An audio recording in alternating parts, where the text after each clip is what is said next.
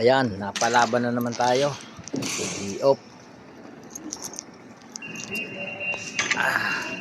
Salamat sa iyo, boss, sa tiwala mo. Malapit na kaming matapos. Ayan.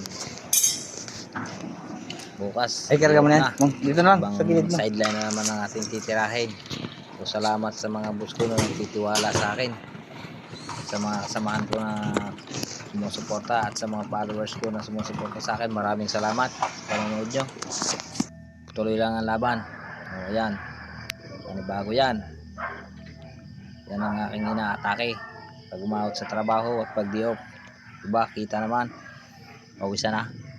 So ito pa, yan dati gubat yan, mapuno, tinira namin yan ng aking kapatid at ng kumpare ko, paring Richard, saka si Erwin, aking kapatid.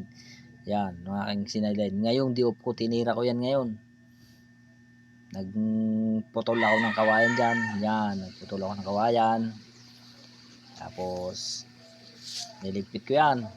Sa taas naman, sa bubong. Tumira din ako sa bubong. Naglinis ako ng bubong, ng gutter. Day off tayo. So ayan, maraming salamat po ating for watching. Hanap buhay tayo. Dito tayo sa bubong ngayon. B-Pogs. Hindi ako nawawala ng pag-asa. Darating din ang swerte. Yan, nandito ngayon ako sa bubong. Sabi foam yan. Maglilinis ako ng gutter at magtatabas ako ng mga sanga. Ito nga yung aking tinatabas. O, yung mga dahon na yan, mga dahon. Sinalakot ko yan, tinatapon ko yan. Nilinis ko yung gutter. Ito na, oh. Malinis na.